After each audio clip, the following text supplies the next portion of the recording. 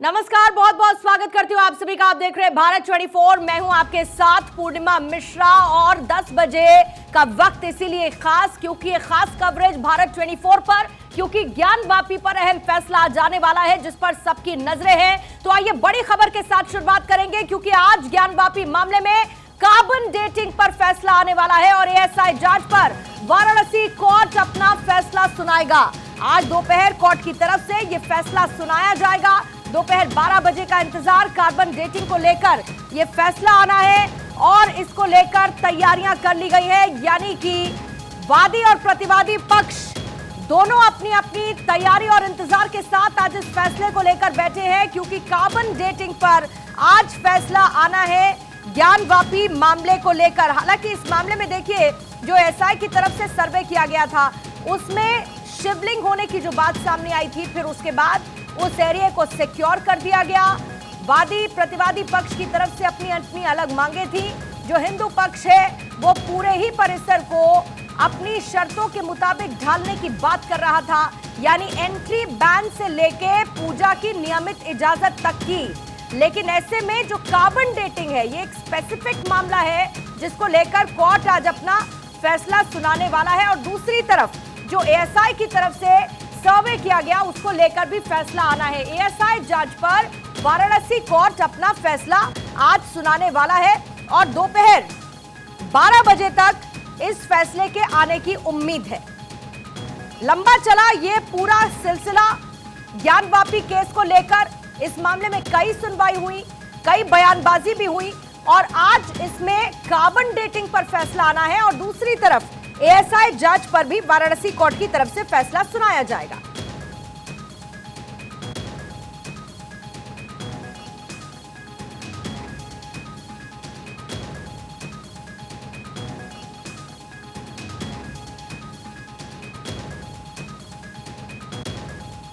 आज का फैसला हम लोग का टर्निंग पॉइंट साबित होने वाला है, क्योंकि सत्य सामने आएगा। और देखिए, हम लोग तो शुरू से कह रहे हैं मंदिर है, मंदिर है, मंदिर है। वहाँ की दीवारें, वहाँ का जितने इससे पहले जो सर्वे हुआ, टच भी करने का अधिकार नहीं था, टच भी हम लोग नहीं कर सकते। उसके बावजूद अनगिनत सबूत मिले, अनगिनत सबूत। तो हम लोग तो कह ही रहे हैं मंदिर है, और मंदिर है, हम लोग जान रहे मंदिर है और मंदिर था और मंदिर ही रहेगा। मुस्लिम पक्ष ये बार बार कह रहा है, लटका भटका रहा है, बार बार कह रहा है कि ऐसा कुछ नहीं है। फैसला हिंदू समाज के लिए टर्निंग पॉइंट है। यह 100 करोड़ हिंदुओं के लिए एक आस्था का प्रश्न है। निश्चित ही जो है यह मंदिर समर्थकों के लिए, सनातन धर्मियों के लिए यह एक फैसला, एक बहुत ही महत्वपूर्ण फैसला है।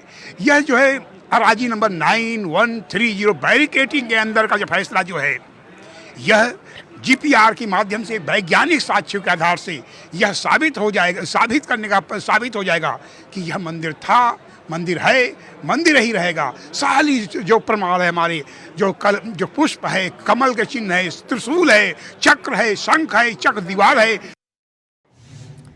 और आइए आज इसी पर करते हैं चर्चा और इस पूरे मामले को समझने की कोशिश करेंगे। हिंदू पक्ष और मुस्लिम पक्ष से लेकर क्या सोचता है आज आने वाले फैसले को लेकर और आगे की रणनीति उनकी क्या है, क्योंकि देखिए सर्वे पूरा हो चुका था। जो वीडियोग्राफी हुई थी वो वीडियोग्राफी भी हर किसी ने देखी और ये बताया गया कि हिंदुओं के चिन्ह वहां पर अंदर मौजूद है, इसका भी जिक्र किया गया था। हालांकि आज दो बातों को लेकर फैसला आना है, एक एएसआई जांच को लेकर और दूसरा कार्बन डेटिंग को लेकर, और 12 बजे ये फैसला आने की उम्मीद है। जो दोनों याचिका करता थे, अभी अभी आपने उनको सुना, लेकिन हमारे साथ इस वक्त विष्णु शंकर जैन भी जुड़े हुए हैं जो कि एडवोकेट हैं और लगातार विष्णु जी इस पूरे मामले के पक्ष को सामने रख रहे हैं और बेसब्री से, जाहिर है विष्णु जी आपको भी इंतजार होगा आज आने वाले फैसले को लेकर। आपका स्वागत करती हूं भारत 24 पर। हमारे साथ ऋतु सिंह है, धर्मगुरु स्टूडियो में मौजूद है, और हाफिज गुलाम सरवर भी इस वक्त हमारे साथ मौजूद है। आपका भी बहुत बहुत स्वागत करती हूं हाफिज साहब। लेकिन विष्णु शंकर जी, आप ही के पास आते हुए सबसे पहले आज 12 बजे आने वाले फैसले से उम्मीद क्या है आपको, क्योंकि एक लंबा वक्त, एक लंबी लड़ाई आपकी तरफ से लड़ी गई है जब हिंदुओं के पक्ष को आपने कोर्ट में बड़ी बेबाकी से सामने रखा है। देखिए, सबसे इंपॉर्टेंट मैं थोड़ा सा क्लैरिफाई करना चाहता हूँ, कार्बन डेटिंग पे फैसला नहीं आना है।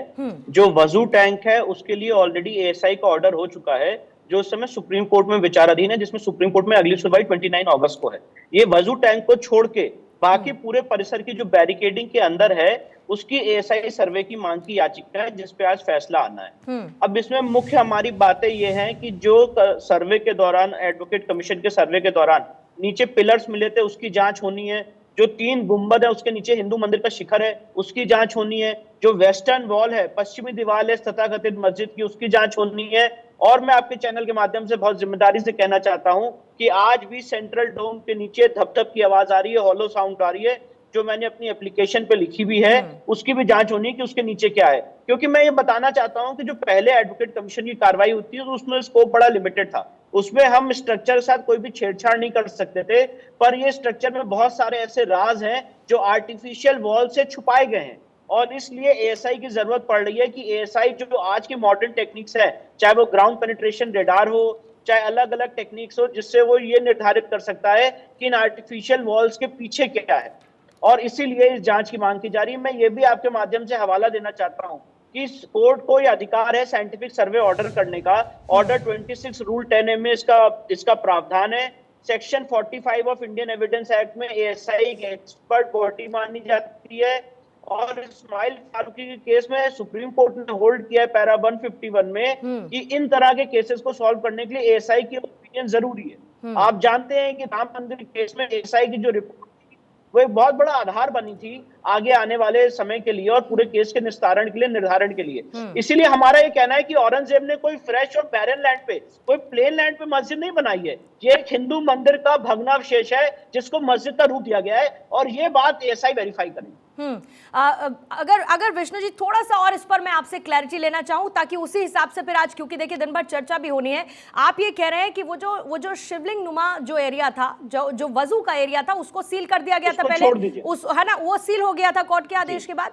उसके बाद जो बाकी का एएसआई का सर्वे हुआ था उसमें भी तो कुछ हिस्से शामिल हुए थे ना? नहीं, एएसआई का सर्वे अभी तक नहीं हुआ। मैं आपको इसका थोड़ा हिस्टोरिकल बैकग्राउंड देना चाहता हूँ।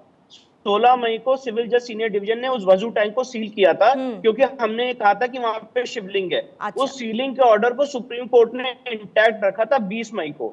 तो वो जो सील था वो एरिया आज भी सील था। उसके बाद मैंने एप्लीकेशन फाइल की थी कि ये जो सील्ड एरिया है इसकी एएसआई जांच की जाए, इस शिवलिंग नुमा आकृति की एएसआई जांच की जाए, क्योंकि एक पक्ष ये कह रहा है कि फाउंटेन है। तो इनिशियली डिस्ट्रिक्ट कोर्ट ने उस एप्लीकेशन को डिसमिस कर दिया था। हम इलाहाबाद हाई कोर्ट गए, इलाहाबाद हाई कोर्ट में एएसआई ने 52 पेजेस की रिपोर्ट दी और ये कहा कि नहीं, इसकी जांच हो सकती है, और इलाहाबाद हाई कोर्ट ने 12 मई को ये ऑर्डर दिया कि इसकी जांच होनी चाहिए। उस ऑर्डर के अगेंस्ट इस समय अंजुमन इंतजामिया सुप्रीम कोर्ट आया हुआ है, और सुप्रीम कोर्ट ने उसमें स्टे लगाया हुआ है। उसकी अगली तारीख 29 अगस्त है। पर ये जो आज एप्लीकेशन दी है, ये सील्ड एरिया के अलग, सील्ड एरिया को छोड़ दीजिए, जो वजू टैंक है सिर्फ उसी को सील किया गया है। तो वजू टैंक के अलावा जो बाकी पूरा परिसर है बैरिकेडिंग के अंदर, उसकी एएसआई जांच की मांग, ठीक है, जिसमें पूरा पश्चिमी दीवार, सेंट्रल डोम, नीचे व्यास जी का तहखाना और आर्टिफिशियल वॉल से सारी चीजें आती। वजू टैंक में एएसआई नहीं जाएगा, वजू टैंक में एएसआई नहीं जाएगा जब तक सुप्रीम कोर्ट उस एरिया को। देखिए, जो हिंदू पक्ष था उसके साथ में, उसके पक्ष में बहुत सारे कोर्ट की तरफ से फैसले भी आए। जो कुछ तस्वीरें भी हमने देखी, जैसे कि हिंदू सभ्यता से जुड़े हुए कुछ चिन्ह थे, उसकी तस्वीरें भी हमने देखी। आपको लगता है कि एएसआई के सर्वे की अगर इजाजत मिलती है इस पूरे बैरिकेडिंग एरिया के अंदर, तो बहुत कुछ ऐसा है जिसके मिलने की उम्मीद है, और जिससे आपके वो दावे सच होंगे जो एप्लीकेशन में आपकी तरफ से किए जा रहे हैं या हिंदू पक्ष की तरफ से किए जा रहे हैं? इस बात की उम्मीद है आपको? मैं आपके चैनल के माध्यम से कहना चाहता हूं कि एएसआई के सर्वे का ऑर्डर इस केस में मील का पत्थर बनेगा। और ये बात बताना चाहता हूं, बहुत जिम्मेदारी से पूछना चाहता हूं, एक लॉजिकल बात पूछना चाहता हूं कि भाई, अगर एक पक्ष ये कह रहा है कि औरंगजेब ने इस मंदिर को तोड़ा है, दूसरा पक्ष ये कह रहा है कि नहीं, औरंगजेब ने प्लेन और बैरन मंदिर का ये मस्जिद आई, तो ये कैसे साबित होगा? क्या ओरल एविडेंस से साबित होगा? आप खुद ही सोचिए। अगर एक आदमी कह रहा है कि नहीं, ये जो वेस्टर्न वॉल है ये हिंदू मंदिर का भग्नावशेष है, नागर शैली द्वारा बनाई गई मंदिर है, एक पक्ष ये कह रहा है कि नीचे जो खंबे मिले हैं वो हिंदू मंदिर के खंबे हैं, तो ये कैसे साबित होगा? क्या ओरल गवाही कराई जाएगी हमारे पिटिशनर्स की? सिर्फ और सिर्फ इसका एक ही जवाब हो सकता है कि इसमें एएसआई जो एक्सपर्ट बॉडी है वो अपनी राय दे, वो अपनी ओपिनियन दे, जिसका महत्व है section 45 of Indian evidence act में। इसलिए मुझे पूरी उम्मीद है कि एएसआई के सर्वे का ऑर्डर और एएसआई का सर्वे इस केस में मील का पत्थर बने। लेकिन इसमें वर्शिप एक्ट 1991 आपको नहीं लगता है कि किसी भी तरीके से कॉन्ट्रडिक्ट करता है? वो 2 कोर्ट से हम जीत चुके हैं। यानी कि अब उसका कोई आधार नहीं है, आप ये कह रहे हैं, मतलब अब उसका कोई आधार नहीं बचता आगे की सुनवाई को लेकर। 12 सितंबर 2022 को डिस्ट्रिक्ट जज वाराणसी ये होल्ड कर चुके हैं, यहाँ पे वर्शिप एक्ट अप्लाई नहीं होता, और उस फाइंडिंग को हाई कोर्ट भी अपहोल्ड कर चुकी है 31 मई को। ठीक है, तो वो अब आधार नहीं बनता, यानी कि विष्णु जी किसी भी तरीके से इस पूरे मामले में सुनवाई में वो आधार नहीं बनता। वर्शिप एक्ट को क्लियर करके आगे बढ़ना है। ठीक है, वर्शिप एक्ट को 2 कोर्ट होल्ड कर चुकी है कि यहाँ पे वर्शिप एक्ट लागू नहीं होता, और इसके बाद हम आगे बढ़ रहे हैं, इसके बाद एसआई की एप्लीकेशन दी। वर्शिप एक्ट का आर्गुमेंट कोर्ट रिजेक्ट कर चुकी है, 2 कोर्ट्स, डिस्ट्रिक्ट कोर्ट वाराणसी और साथ ही साथ इलाहाबाद हाई कोर्ट। नहीं, ये मैंने आपसे इसीलिए पूछा क्योंकि हमारे साथ बाकी और मेहमान भी हैं, तो मुझे ऐसा लगता है कि जब आगे तर्क होंगे तो इसमें ये एक बार फिर से आएगा, इसीलिए मैं इसको लेकर क्लैरिटी लेते हुए चल रही हूँ। लेकिन विष्णु जी एक चीज बताना, हाँ प्लीज, एक चीज ये बताना चाहता हूँ, जरा लॉजिकली सोचिए। हिंदू पक्ष ने अपनी पिटीशन में लिखा है और इस केस का हिस्टोरिकल रिकॉर्ड है, और मैं चाहूंगा कि आज पूरे दिन इसमें डिबेट होगी, जरा पूछिएगा कि भैया नवंबर 1993 में किसने वहां बैरिकेडिंग लगा के हिंदुओं की पूजा रोक दी।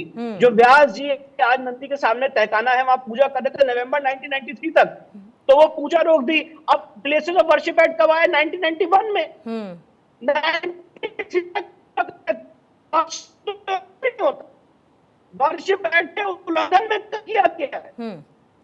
नवंबर 1993 के लोग हिंदू समाज को में पूजा करते, नीचे तहखाने में पूजा करते थे, अलग अलग कोणों में पूजा कर रहे थे, वो पूजा बाधित की गई वर्शिप एक्ट के उल्लंघन में।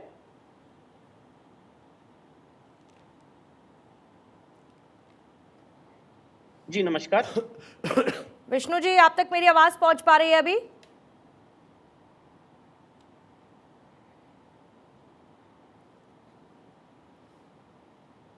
विष्णु जी, आप सुन पा रहे हैं इस वक्त मुझे?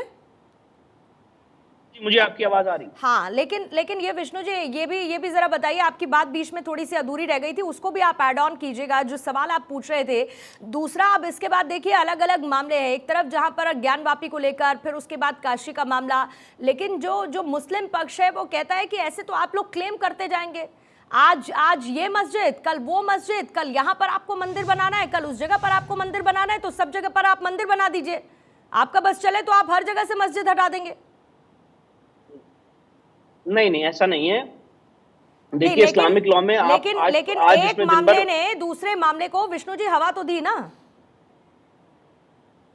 देखिए ऐसा नहीं है, हम वहां पे बातें कर रहे हैं जो हमारे लिए बहुत ज्यादा एक आध्यात्मिक महत्व की चीजें हैं। अगर आप आज ज्ञान व्यापी की बात करेंगी या कृष्ण जन्मभूमि की बात करेंगी, तो वो सारे सनातनियों के लिए बहुत बड़ा एक आध्यात्मिक महत्व का केंद्र है, जिसमें आज ये तथाकथित मस्जिद बनी हुई है। और मैं पूछना चाहता हूं सारे इस्लामिक स्कॉलर से जो आज यहाँ पे आएंगे कि भाई क्या आप ये बात कह सकते हैं कोर्ट में या कोर्ट के बाहर कि किसी भी मंदिर को तोड़ के मस्जिद बनाई जा सकती है?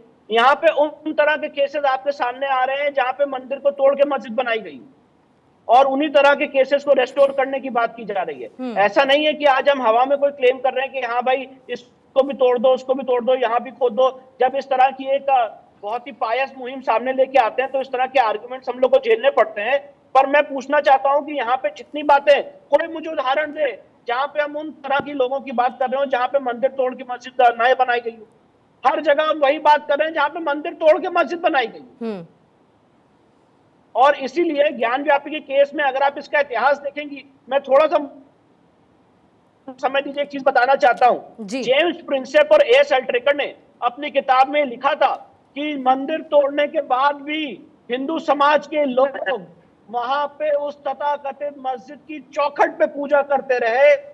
हमारे आराध्य, हमारे ईश्वर अंदर है। और आपके चैनल के माध्यम से बहुत जिम्मेदारी से कहना चाहता हूं कि जिस दिन सेंट्रल डोम के नीचे सर्वे किया जाएगा, अभी वहां पे एक शिवलिंग अभी और मिलेगा।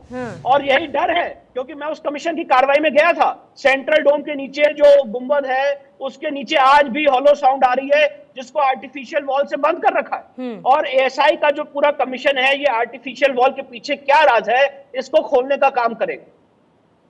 और देखिए बात ऐसी है, बड़ी बात कह रहे हैं आप विष्णु जी कि अभी एक शिवलिंग और मिलेगा, ये आप बड़ी बात कह रहे हैं।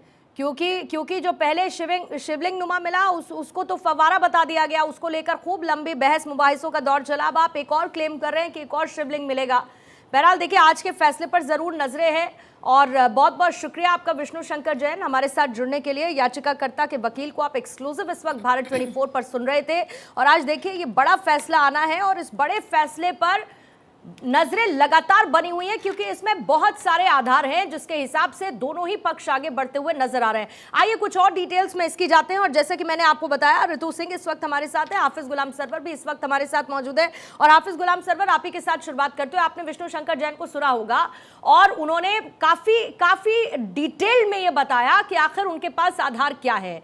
अब आप ये बताइए कि जब बार बार कोर्ट से आप लोगों के पक्ष में कोई फैसला नहीं आ रहा, जब बार बार हिंदू पक्ष की तरफ से दी गई दलीलों को कोर्ट में माना जा रहा है, वर्शिप एक्ट 1991 को लेकर भी यही हुआ, अब आज आने वाले एएसआई जांच को लेकर कि पूरे जो बैरिकेडिंग हो रखी है वहां की जांच हो, मुस्लिम पक्ष का ख्याल क्या है, मुस्लिम पक्ष चाहता क्या है, उसकी उम्मीद क्या है, दूसरा आने वाले फैसले में उसका आधार कहां पर बनता है?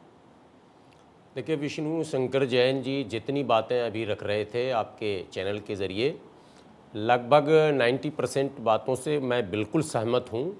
और यहाँ लड़ाई आस्था और संविधान के बीच सीधे सीधे, और भारत के लोगों को पूर्ण रूप से पहले संविधान पर यह भरोसा करना चाहिए कि जो भी निर्णय आएगा वो अक्षरशः दुरुस्त आएगा। पहले का इतिहास भी है कि निर्णय आया, अब आप किसी एक व्यक्ति का नाम इसमें नहीं शामिल कर देंगे कि उसने विरोध किया, उसने कहा कि मैं और आगे जाऊंगा। आम भारतीय मुसलमानों ने अक्षरशः उसका पालन भी किया और खुशी का भी इजहार किया कि चलो एक मसले का हल हो गया। इतिहास में बहुत सारे डिस्प्यूट हैं, अभी और हैं, जैसा कि आप भी कह रही थी और विष्णु शंकर जैन कह रहे थे। मुस्लिम पक्ष के लोगों का भी ये कहना है कि आशंकाएं ऐसी हैं कि कई मस्जिदों के नाम अभी आने वाले, तो हिस्टोरिकल डिस्प्यूट तो रहेगा। हम इतनी बड़ी आबादी, इतने बड़े देश में हैं, कई शासकों के शासन काल में बहुत कुछ हुआ है, लेकिन अभी जो आज जिस पर आप बहस कर रही है काशी के बारे में, अभी विष्णु शंकर जैन जी ने जो वेस्ट पार्ट के वाल का कहा, वो तो खुली आंखों से जो लोग जाते हैं वहां पर, आप तस्वीर बार बार दिखा रहे हैं, आप कहिए एक बार और भारत के लोग देख लें, वो पूरी तस्वीर है कि वो पुरानी खंडर नुमा दीवार भी दिख रही है उसमें। तो डिस्प्यूट अगर है तो दो बातें साफ हैं। एक, शुरू से जिस दिन डे 1 से लड़ाई शुरू जो हुई थी वो गौरी श्रृंगार पूजा की अनुमति को लेके हुई थी। पहली गलती मैनेजमेंट की थी, जो मस्जिद कमेटी है, मैंने तब भी कहा था आपको बैठकर इस मसले का हल करना चाहिए था उसी शहर में। इसको आप राष्ट्रीय मुद्दा और धार्मिक मुद्दा आपने बनाया है, तो इसमें वन साइड एक को दोषी हम नहीं मानते, इसमें दोनों दोषी हैं। अब जब बात बढ़ी तो बढ़ती चली गई और अभी विष्णु शंकर जैन जी ने कहा कि अभी तो और बातें बढ़ेंगी। अब कंप्लीट मस्जिद के पूरे अस्तित्व पर प्रश्न चिन्ह लगाया विष्णु शंकर जैन जी ने और कहा कि सेंट्रल डोम में भी यह है और एक और शिवलिंग भी मिल सकता। बहरहाल ये सारे आरोप लगाने का उनको अधिकार है, मैं विरोध आरोप का नहीं कर रहा हूं, लेकिन कोर्ट के किसी भी निर्णय का विरोध नहीं होना चाहिए। इस देश में कम से कम कोर्ट का सम्मान बना रहे। आप भी कोर्ट जाएं, मुस्लिम पक्ष भी कोर्ट जा रहा है, हमें भी जाने दीजिए, हमें अपना पक्ष रखने दीजिए, आप अपना पक्ष रखिए, जो निर्णय आए उसको स्वागत उसका कर लीजिए, इसको सांप्रदायिक मुद्दा अब मत बनाइए। नहीं, लेकिन गुलाम सरवर साहब, जो भी कोर्ट की तरफ से फैसला आता है, ऐसा तो नहीं है कि उसको लेकर विरोधाभास बयानबाजी नहीं होती है, उससे पहले भी होती है और उसके बाद में भी होती है। और अगर आप मैं काशी के मुद्दे की बात करती हूँ, मैं ज्ञानवापी परिसर की ही बात करती हूँ, उसको लेकर भी खूब बयानबाजी हुई है, बार बार क्लेम्स हुए हैं, लेकिन फिर जब तस्वीरें सामने आती हैं, जब अंदर शिवलिंग नुमा तस्वीर देखने को मिलती है, तो आप लोग कह देते हैं फव्वारा है, उसमें भी फैसला आपके विरोध में ही आता है, पक्ष में तो आता नहीं है। लेकिन फैसला तो बहरहाल अभी आया नहीं है। नहीं, लेकिन बयानबाजी तो होती है ना, मैं ये हाँ बिल्कुल, बयानबाजी तो होती है ना। जो कोर्ट का ऑर्डर आया था उसमें लिखा था ना, शिवलिंग लिखा था ना, उसमें लिखा था, पढ़ा होगा आपने, उसमें शिवलिंग लिखा था ना। नहीं, वो शिवलिंग लिखा नहीं था, लिखा था, जो आरोप है उसको स्वीकार किया कोर्ट ने, उसमें लिखा हुआ था, और कोर्ट ने कहा है कि इसकी जांच होगी, अभी जांच की बात चल रही है। सिक्योर कर लीजिए। ऋतु जी, अगर मैं गलत कह रही हूँ तो मुझे बताइएगा। फिर उसके बाद कहा गया कि उसको सिक्योर कर लीजिए, फिर हमने और ऐसे हिंदू आस्था से जुड़े हुए चिन्ह देखे, अंदर अलग अलग तस्वीरें, और अब विष्णु जैन जी कह रहे हैं कि एक और मिलेगा, शिवलिंग, इसमें भी कोई बड़ी बात नहीं। बहुत बड़ी बात है। और विष्णु शंकर जी जो बोल रहे हैं, मुझे लग रहा है बिल्कुल उसमें शिवलिंग और मिलेगा। और देखो पूर्णिमा, एक कहावत है पूर्णिमा जी, हाथ कंगन को आरसी क्या। सारे प्रूफ, सारे सबूत मिलते जा रहे हैं। हमारे जो धार्मिक चिन्ह हैं, स्वास्तिक से लेके जो भी ओम और सारे चिन्ह उनके दीवारों पर, उनके स्तंभों पर मिले हैं। और सबसे बड़ा जो उदाहरण हम कहते हैं नंदी, देश के पूरे जितने भी शिव मंदिर हैं, आप कहीं भी चले जाओ, पूरे देश के शिव मंदिर का बता रही हूं मैं, कहीं भी ऐसा नहीं है कि नंदी की पीठ महादेव जी की तरफ हो। हाँ। इस बात पर बहुत चर्चा हुई, पहले भी 1 साल पहले जब ये मुद्दा उठा था तो बहुत चर्चा हुई थी। बात सबसे बड़ा जो सबूत है कि नंदी का फेस उस तरफ क्यों है। अगर वो मस्जिद है तो हमने वहाँ नंदी का स्टेच्यू क्यों बनाया, क्यों वहाँ पर मस्जिद की तरफ है। और जो वजू खाना का एरिया है उसको सील कर दिया, इसीलिए सील कर दिया गया है कि कहीं ना कहीं कुछ तो गड़बड़ है, कुछ तो सबूत है ना। कोर्ट के फैसले ऐसे तो नहीं होते, सिर्फ अंधविश्वास पर, बिना सबूतों के नहीं होते हैं। और सबसे ज़्यादा जो मुस्लिम संप्रदाय हमारा बात करता है 91 एक्ट की, वर्शिप एक्ट की, तो उसमें देखिए बहुत सारे जो उसके रूल हैं बिल्कुल क्लियर लिखा हुआ है। एक तो सबसे बड़ी बात है कि उसमें जो लिखा है कि 1947 से पहले बिल्कुल जो भी धार्मिक स्ट्रक्चर था वो क्लियर है। और उसमें एक एक्सेप्शनल केस था, वो हम सबको पता है। लेकिन क्योंकि उससे पहले हमारा इस ज्ञान व्यापी का मुद्दा भी कोर्ट में दर्ज हो चुका था, इसका भी एग्जाम्पल मिल चुका है। और उसमें लिखा हुआ है खास तौर से कि रिलीजियस कैरेक्टर चेंज नहीं हो सकता, रिलीजियस स्ट्रक्चर कहीं नहीं लिखा हुआ है। तो अभी भी विष्णु शंकर जी ने भी उसका पूरा एनालिसिस किया कि 91 एक्ट को यहाँ पर हम नहीं मानेंगे, उसका आधार नहीं। स्ट्रक्चर में क्या डिफरेंस नहीं, बहुत अंतर है। स्ट्रक्चर तो बिल्डिंग हो गया ना, कैरेक्टर तो हमारे ईश्वर का कैरेक्टर हो गया। बहुत सारी चीजें हैं उसमें, तो शब्दों पर है, शब्दों पर है। और सबसे बड़ी बात कि ये मुद्दा पहले से कोर्ट में दर्ज है, 2022 में ही कह दिया ना, पहले कह दिया कि वो एप्लीकेबल नहीं है। नहीं, वो ठीक है। अगर अयोध्या का मामला कोर्ट में दर्ज था इसलिए उसको अछूता रखा गया इस एक्ट से, तो हमारे ज्ञानवापी का मामला भी कोर्ट में दर्ज हो चुका था उससे पहले। ये बात कई बार सामने आ चुकी है एग्जांपल के तौर पे, तो उस एक्ट की बात भी नहीं हम कर सकते। अभी सिंपल बात करो, मैं जो बार बार बोल रही हूँ, जो चीज दिख रही है उसको इग्नोर आप कैसे कर सकते हैं। आप कह रहे हैं कि हर मस्जिद तो को क्या दिखता है ऋतु जी? जो नहीं, मैं ये कह रही हूँ कि जैसे कि गुलाम सरवर साहब कह रहे हैं, देखिए मैं तो यहाँ पर बैठी हूँ, पूर्णिमा जी, अगर सर्वे में खुला एरिया है, बिल्कुल आप वहां पर जाइए, आपको सब खुले में नजर आएगा कि अंदर क्या है क्या नहीं है, और उसी के सर्वे की बात हो रही है। तो आपको क्या नजर आता है? आप तो गई होंगी वहां पर, आपने बहुत बार गए हैं, हमारे तो धार्मिक आस्था का केंद्र क्या दिखता है काशी, मथुरा, अयोध्या। काशी में आप जाएंगे, जो मैंने सबसे बड़ा उदाहरण दिया, जो सबसे पहले किसी भी हिंदू को, किसी भी शिव भक्त को खटकता है, वो है नंदी महाराज। बहुत तेज खटकते हैं वो, कि क्यों उनका फेस है, क्योंकि ये देखिए आस्था, विश्वास। और मैं एक बात और बोलूं, कोई भी कानून ना ईश्वर से बड़ा नहीं है, कानून बनते ही है बदलने के लिए। ये जो कुछ समय पहले अश्विन उपाध्याय वकील हैं जिन्होंने ऐतिहासिक फैसले जो गलत लिए गए उसके लिए जिक्र किया, और स्क्रीन पर अश्विनी जी भी आ चुके हैं। अच्छा, वेरी गुड। जल्दी से उन्हीं से उन्होंने ये याचिका दर्ज की थी, मुझे बहुत अच्छा लगा, मैं बहुत उनके साथ हूं कि ऐतिहासिक फैसले जो गलत लिए गए हैं उसको बदलना चाहिए, उसके खिलाफ याचिका दर्ज होनी चाहिए। कानून बड़ा है, जैसे ले लेती हूं, लेकिन ईश्वर से बड़ा नहीं अगर है आप कोई भी जल्दी से सम अप कर पाए आज आने वाले फैसले को लेकर, और जो अभी सुनवाई अब तक हुई है उसको लेकर क्या उम्मीदें हैं, और आपका पक्ष किस तरीके से आपको मजबूत नजर आता है? क्षमा करिएगा, मेरा नाम अश्विनी दुबे है और याचिका अश्विनी उपाध्याय जी ने डाली है। अश्विनी उपाध्याय जी हमारे बड़े भाई हैं, लॉयर हैं हमारे साथ। देखिए, दो बातें समझिए कि प्लेसेस ऑफ वर्शिप एक्ट जब बना तो उसमें एक एक्सेप्शन है। एक्सेप्शन ये है कि 100 साल से पुरानी कोई बिल्डिंग, कोई मॉन्यूमेंट, कोई स्ट्रक्चर, कोई एएसआई प्रिजर्व्ड बिल्डिंग अगर है तो उसके ऊपर places of worship act applicable नहीं होगा। यानी ये जो बिल्डिंग है, ये बिल्डिंग 100 साल से पुरानी है, इसमें कहीं कोई संशय नहीं है, कोई वो नहीं है, कोई इस पर डिस्प्यूट नहीं है। दूसरा, places of worship act religious character को चेंज करने की बात करता है, यानी किसी भी बिल्डिंग का रिलीजियस कैरेक्टर चेंज नहीं होगा, जो खासतौर से 1947 से पहले एग्जिस्ट करता था। ये जो 5 श्रद्धालुओं ने याचिका लगाई है, उन्होंने पहला कहा कि उनको निर्बाध रूप से माता श्रृंगार गौरी की पूजा करने दी जाए, क्योंकि माता श्रृंगार गौरी की पूजा 1992 से पहले नियमित रूप से वहां होती थी, और एक एग्जीक्यूटिव ऑर्डर से, फिर मैं कह रहा हूं, एक एग्जीक्यूटिव ऑर्डर से मुलायम सिंह सरकार ने वो पूजा करने की जो उनकी प्रथा थी उसको बंद कर दिया था। 1992 उन्होंने कहा वो रिस्टोर किया जाए। तीसरा, किसी भी रिलीजियस कैरेक्टर, बिल्डिंग का कैरेक्टर पता करना और उसको चेंज करना, दोनों में अंतर है। तो जो ये केस चल रहा है और जिसमें सेशंस कोर्ट ने, बनारस ने ऑर्डर किया, उन्होंने कहा कि आप जा करके सर्वे कंडक्ट करके देख करके बताइए कि अंदर क्या है। तो देखिए, आज एक बड़ा फैसला आना है ज्ञानवापी मामले को लेकर, और एएसआई सर्वे होगा या नहीं होगा उस पूरे एरिया का, इस पर आज वाराणसी कोर्ट अपना फैसला सुनाने वाला है। और इसीलिए आज की इस बड़ी खबर पर हमारी नजर बनी हुई है। दोपहर 12 बजे कोर्ट की तरफ से फैसला लिया जाएगा, क्योंकि हिंदू पक्ष की तरफ से परिसर में जो सील्ड वजू खाना, जो शिवलिंग नुमा एरिया है, उसके अलावा बाकी का सर्वे एएसआई के द्वारा किए जाने को लेकर एक याचिका दायर की गई है, और उसी को लेकर लगातार सुनवाई हुई, और उसी मामले में आज फैसला आना है। अश्विनी जी भी हमारे साथ बने हुए थे। अश्विनी जी बिल्कुल।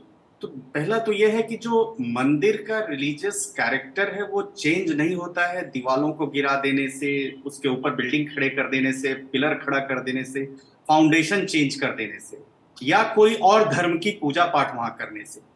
हिंदू लॉ का बड़ा बेसिक सा कॉन्सेप्ट है कि अगर एक जगह पूजा हुई, पूजा माने प्राण प्रतिष्ठा और प्राण विसर्जन दोनों होता है, एक जगह पूजा शुरू हुई तो भले ही मंदिर को खंडित कर दिया जाए, जो आकृति है प्रभु की उसको खंडित कर दिया, लेकिन कैरेक्टर चेंज नहीं होता। यहाँ इस केस में सुप्रीम कोर्ट के सामने जो मुद्दा आया, दो मुद्दा आया। पहला, मुस्लिम पक्ष ने कहा कि वहां पर हमें वजू करने से रोका जा रहा है, और हिंदू पक्ष ने कहा कि वहां पर प्रभु शिव का शिवलिंग मिला है, इसने प्रोटेक्ट किया। सुप्रीम कोर्ट ने अपने विजडम से बड़ा बैलेंस्ड ऑर्डर करते उन्होंने कहा कि जहां पर वजू खाना है, वजू खाने वाले एरिया में वजू करने की इजाजत दी जाएगी, और जहां पर शिवलिंग मिला है उस शिवलिंग को प्रोटेक्ट किया जाएगा। और उसके बाद कहा कि बाकी मुकदमा जो है सिविल कोर्ट सुनाएगा। सिविल कोर्ट मैटर चला गया। अब दूसरी एप्लीकेशन लगी एएसआई सर्वे की।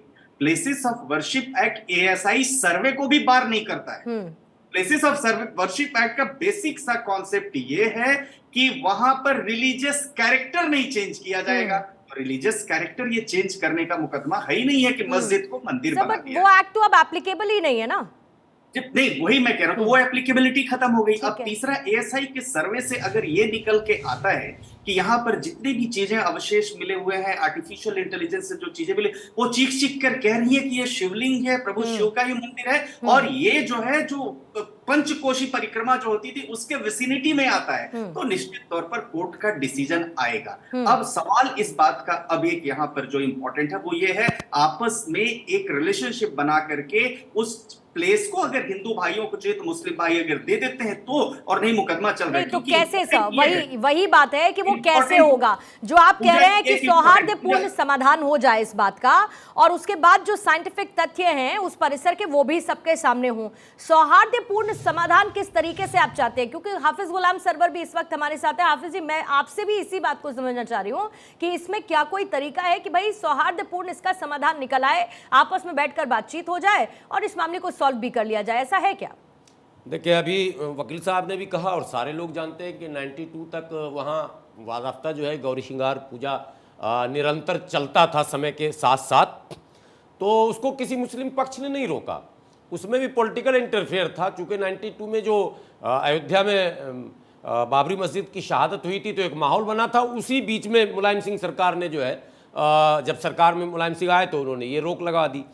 तो सवाल ये है कि हाँ, उस वक्त मुस्लिम पक्ष को यह कहना चाहिए था सरकार से कि भाई इससे हमारा सौहार्द नहीं बिगड़ रहा, जब इतने वर्षों में नहीं बिगड़ा तो आप क्यों रोक रहे हैं, लेकिन ऐसा नहीं किया गया। ये कोई चीज़ें असंभव कभी नहीं होती है, अगर दोनों पक्ष चाह लें वाकई एक मिसाल कायम कर सकते हैं। लेकिन मसला इसके बीच कहीं ना कहीं राजनीति का रहता है। पॉलिटिकल पार्टियां भी नहीं चाहती हैं कि जो इशू फ्रेम हो चुका है वो ख़त्म हो जाए, कहीं सेकुलरिज्म के नाम पर, कहीं कम्युनलिज्म के नाम पर। बहरहाल गोलबंदी तो करनी है इनको, तो ये एक इशू है, लेकिन इससे देश का नुकसान है।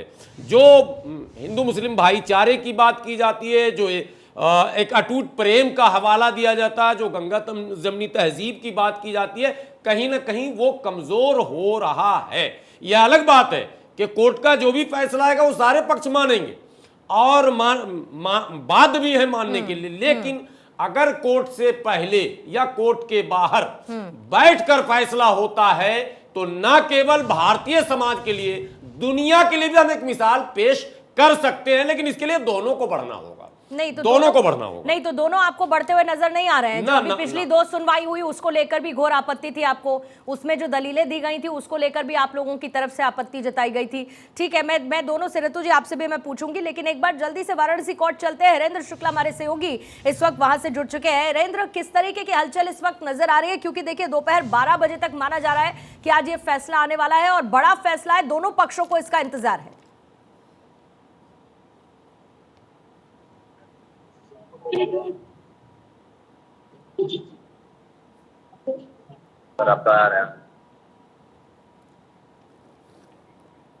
हरेंद्र, आप तक मेरी आवाज पहुंच पा रही है?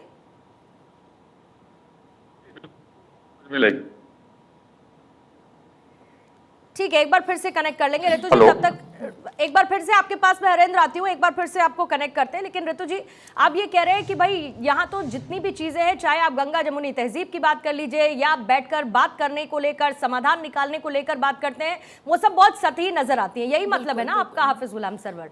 मतलब उसको लेकर दूसरे पक्ष से कोई खास कदम उठाया जाता नहीं है। और अगर नहीं उठाया जाता है जैसा कि वो कह रहे हैं, तो फिर आप इस बात की उम्मीद क्यों करती हैं कि एक सौहार्दपूर्ण समाधान इसका निकल सकता है? देखिए, बात कहना और करने में बड़ा अंतर है। जैसा अभी गुलाम साहब कह रहे हैं, बातें बहुत अच्छी हैं, गंगा जमुनी तहजीब की बात हो रही है, सौहार्दपूर्ण समाधान की बात हो रही है। अगर ऐसा ही होता तो फिर इतने लंबे याचिकाएं, कोर्ट केस, मुकदमा दायर करना, इनकी तो आवश्यकता ही नहीं होती। हम कोर्ट से बाहर आराम से फैसला कर सकते थे, बैठकर दोनों पक्ष बैठकर समाधान निकाल सकते थे। लेकिन ऐसा नहीं हुआ। सबसे पहले यही होता है, आप श्रृंगार गौरी की बात कर रहे हैं, लेकिन तब भी आपत्ति हमेशा जताई गई है मुस्लिम पक्ष की तरफ से। अगर अभी भी जो 1 साल पहले फैसला हुआ या जो ASI सर्वे हुआ उसमें भी तो देखिए ऋतु जी, इसमें तो बहुत सिंपल सा मैथ है ना कि शुरू में तो आपत्ति जताई ही जाएगी, क्योंकि अभी तक तो वहां पर नमाज ही पढ़ी जा रही है ना, मस्जिद ही है ना। और रही बात गौरी श्रृंगार की, तो वहां पीछे से पूजा की इजाजत है ही, राइट? बिल्कुल। अब अचानक से आप कह दें कि भाई हम पूरा अंदर आएंगे, नियमित पूजा करेंगे, हम अंदर से कितना बड़ा उदाहरण है। आप शुरू में समस्या होगी। श्रृंगार गौरी का मंदिर एक मस्जिद में क्यों पूजा की जाती है, सबके पीछे कितने गहरे राज हैं। और ये अलग बात है कि इतने साल हो गए, 350 साल हो गए उस जगह पर ये जो मस्जिद को बने हुए, तो इसीलिए ये 91 एक्ट के बाहर भी है। अभी जो साक्ष्य मिल रहे हैं, बात अगर हम अभी प्रेजेंट की करें, बिल्कुल वर्तमान में, तो सारे साक्ष्य हिंदू पक्ष के फेवर में हैं। और हमारे जो याचिकाकर्ता हैं अश्विनी जी या हमारे विष्णु शंकर जी, उन्होंने जो बहुत सारा सर्वे किया है या जो साक्ष्य इकट्ठे किए हैं जिनके बेसिस पे वो याचिका कर रहे हैं, तो उसमें मुस्लिम पक्ष के पास कोई भी दलील नहीं है देने की। सिर्फ वो बात कर रहे हैं कि सौहार्दपूर्ण, लेकिन कहीं से भी पूर्णिमा ये संभव नहीं है। हाँ, कोर्ट का आदेश है कि हम सदियों से नमाज पढ़ रहे हैं, ये दलील है। तो नमाज पढ़ रहे हैं, नमाज की शक्ल में है, ये दलील है। सदियों से उसका मैनेजमेंट जो है कमेटी के पास है, ये दलील है। बट उससे पहले शिवलिंग था। बात इतिहास तो बहुत पुराना है ना, अगर 300 साल से आप कर रहे हो तो 300 साल पहले हम जो दलील दे रहे हैं वो यही दे रहे हैं मैम, कि हम सैकड़ों साल से नमाज पढ़ रहे हैं। स्वतंत्र भारत में, सैकड़ों साल से नहीं पढ़ भारत रहे हैं, की यही वो तो बात सुबह है। जिस दिन ये ऐलान हुआ कि संविधान लागू हो रहा है और हमारी सरकार है, तब भी हम नमाज पढ़ रहे थे। ये है सैकड़ों साल की बात नहीं है, बहुत इतना लंबा समय भी नहीं है। और अगर मान लीजिए 300-400 साल से आप पढ़ भी रहे हैं, अगर उसके पहले के साक्ष्य अब मिल रहे हैं, तो आपको उस बात पर सहमत होना चाहिए। और जो भी कोर्ट फैसला आज करेगा, मुझे लग रहा है कि ये भगवान शिव की जैसी इच्छा होगी। श्रावण मास चल रहा है, पुरुषोत्तम मास चल रहा है, और भगवान शिव का मंदिर है जो विवाद है। मैं भी यही चाहती हूँ कि किसी भी पक्ष में कोई भी लड़ाई ना हो, किसी तरह का दुर्भाग्यपूर्ण ऐसा कुछ भी ना हो, आपस में सौहार्द से ही हो। और जो भी फैसला कोर्ट करे उसको मान्य होना ही चाहिए, और हमारे मुस्लिम भाइयों को भी उसे मान्य करना चाहिए, क्योंकि संविधान का शासन है। और बिल्कुल मुस्लिम पक्ष की तरफ से निरंतर हम लोग कह रहे हैं इस बात को। कमेटी क्या कह रही है? देखिए, कमेटी के बारे में मैं शुरू से मेरी एक राय है कि कमेटी कहीं ना कहीं से गाइड हो रही है, नहीं तो ऐसा नहीं था कि ये मसला हल नहीं होता। लेकिन आम गाइड हो रही है, पॉलिटिकल कुछ भी हो, मामला पॉलिटिकल पीछे है। बहुतायत की बात हो रही है, यानी कि इस पूरे मामले को बिगाड़ने वाली भी पॉलिटिकल इंटरवेंशन, यस, समाधान में भी पॉलिटिकल इंटरवेंशन। आप सोचिए कि वाराणसी ऐतिहासिक जगह है, काशी, पूरी दुनिया के हिंदू वहां आते हैं। अगर वहां के लोकल लोग जब पूजा पाठ कर रहे थे, चाहे वो एक सीमित जगह थी, आपने क्यों रोकने दिया? सरकार चाहती भी थी तो आपको अड़ना चाहिए था। कमेटी को तो यह अधिकार था कमेटी चाहती तो सरकार से कह सकती थी कि इसको आप क्यों रोक रहे हैं। उतनी जगह पे पूजा क्यों करेंगे जब लेकिन- पता है कि नहीं, पूरा ये एरिया एक अलग हमारा सवाल है, ये आपका पूरा एडिशनल मंदिर सवाल है, है, क्योंकि पहला पूरा सवाल ये शिव जी का मंदिर तो है, इसलिए पूरा मैं काशी कहता हूं विश्वनाथ कि का पॉलिटिकल मंदिर है, है। तो हम लेकिन इतनी सी जगह भारत पे के मुसलमान मुस्लिम पूरी भैया, तरह से पूर्ण गुलाम आस्था अदालत गुलाम पर साहब, रखते हैं हम इतनी सी और जगह मुझे पे पूर्ण विश्वास है कि अदालत आप दूध एक बार का दूध और बताइए, पानी का पानी करेगी। मतलब आप सहमत ये क्यों कह रहे हैं होंगे? हाफिज गुलाम सरवर, हम इतनी सी मतलब जगह पे आप ये सहमत कहना नहीं चाह है। रहे हैं कि कोर्ट की तरफ से जो फैसला होगा वो आपको मान्य होगा, बिल्कुल। लेकिन जो एक सौहार्दपूर्ण समाधान की बात हो रही है उसमें आपको दूसरी तरफ से, दूसरे पक्ष से कोई पहला स्टेप नजर नहीं आता। आप यही कहने की कोशिश कर रहे हैं ना कि दरअसल- खुलकर बातचीत नहीं होती, समाधान निकालने की कोशिश नहीं होती। ये लीगल और सब कुछ सोशल बहुत- राइट्स जो है वो कमेटी के पास है। हाँ, तो अब कमेटी के जो चंद और लोग कमेटी हैं, आप कह रहे हैं कि गाइडेड है, और बिल्कुल है ना, ये कमेटी बिल्कुल आप मैं कह रहे हैं कि guided है। मैं भारत अश्विनी 24 जी- पर दावे के साथ कह रहा हूं, चाहे इसको कोई नकारात्मक ले या सकारात्मक, लेकिन कमेटी जो है वो बिल्कुल उसके पीछे कोई बहुत बड़े नहीं तो पॉलिटिशियन कौन अश्विनी जी, कौन इंतजामिया कमेटी को कौन गाइड कर रहा है? कौन पॉलिटिशियन है जो उसको गाइड कर रहा है? इस मामले को क्या बरकरार रखना चाहता है? इस मामले पर इसी तरीके से बहस होती रहे, सौहार्दपूर्ण समाधान ना निकले, यही इंटेंशन आपको भी नजर आती है इंतजामिया कमेटी की? लेकिन पहले अगर आप याद करिए कि अभी से पहले तो कभी ऐसे कोई प्रमाण ही नहीं मिले कि वहां पर जो है हमारे मुसलमान भाई नमाज पढ़ते थे। तो अचानक से विवाद आया और नमाज पढ़नी शुरू हो गई। 1992 से पहले निर्बाध रूप से पूजा होती थी, नियमित रूप से पूजा होती थी और वही पूजा होती थी। तो कभी भी नहीं, मुस्लिम नमाज भाइयों ने कब नहीं उस पढ़ते समय थे वकील ऑब्जेक्ट- साहब? और उस समय मुस्लिम भाइयों ने भी कभी ऑब्जेक्ट नहीं किया। और अब अचानक से जो है करेक्ट अश्विनी जी, बात का जवाब दे दीजिए। नमाज कब नहीं पढ़ते थे वहां? आज अब तो अचानक से मुझे तो जो खबर मिली है वो एक अचानक से पूरा 86 में मैं वहां नमाज पढ़ चुका हूं। 86 में मैं कितना छोटा हूँ। कमेटी बन गई थी। इवन ऐसे भी प्रमाण मिले कि साफ सफाई के लिए जो जेल में बंद मुख्तार अंसारी है उससे पैसे मांगे जाते थे, मुकदमा लड़ने के लिए पैसे। तो कई बार कमेटी का टीवी अपना काम पर है, वीडियोस पर नहीं नंबर एक। लेकिन अश्विनी नंबर जी दो। यहाँ नहीं अश्विनी जी, यहाँ तो फैक्ट्स पर बात होगी ना।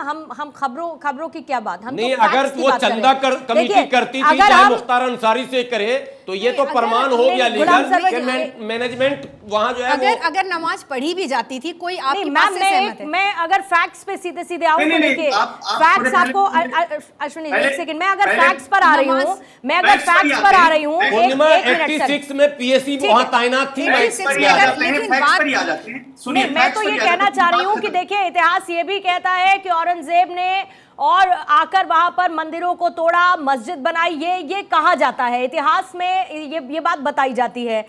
अब अगर नमाज पढ़ने की बात को हाफिज गुलाम सरवर कह रहे हैं कि 86 में तो मैं वहां पर खुद नमाज पढ़कर आया हूं, तो मतलब वहां पर नमाज एक लंबे समय से पढ़ी जा रही है, राइट?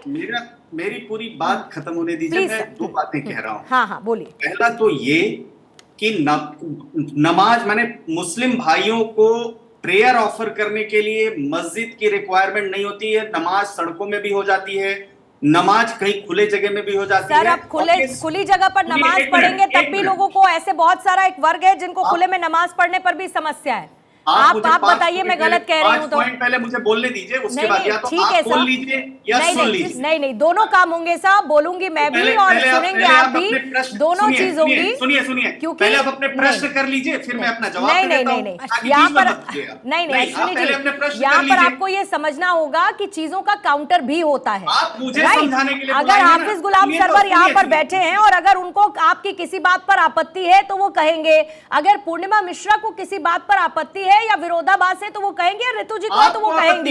यही चर्चा का तरीका होता है। अब आप अपने 5 पॉइंट्स को पूरा कर सकते हैं अश्विनी जी। आप आपने बोलने के लिए आप अपने 5 पॉइंट्स को पूरा करिए अश्विनी जी। आप बोलने काफी देर से आपको समय दिया जा रहा है नहीं बोलने और आप काफी देर से बोल रहे हैं सर, काफी देर से आप बोल रहे हैं और आपको जो बोलने का समय दिया गया है उसको जाया नहीं करते हुए आप अपने 5 पॉइंट्स को पूरा कर सकते हैं अश्विनी जी। बहुत इंपॉर्टेंट है। हाँ, बोलिए। रिक्वेस्ट के बाद आपके जी, बोलिए सर, बोलिए। रिक्वेस्ट के बाद बोलिए सर। मेरा समय बहुत इंपॉर्टेंट है। बिल्कुल और सर। अगर आपको नहीं सुनना है तो फिर प्रश्न मत पूछिए, और सुनना है तो फिर प्रश्न पूछ के शांत आप रहिए। अपनी बात अगर पूरा अश्विनी जी करना चाहते हैं, अपने कीमती समय को बर्बाद ना करते हुए, तो बोलिए, क्योंकि ऑन एयर टाइम भी बहुत कीमती है, इसीलिए। है तो आप हाँ, फिर बिल्कुल बोलिए। या तो आप प्रश्न पूछिए या सर, फिर रोकिए। प्लीज डोंट वेस्ट टाइम, अपनी बात को पूरा कीजिए।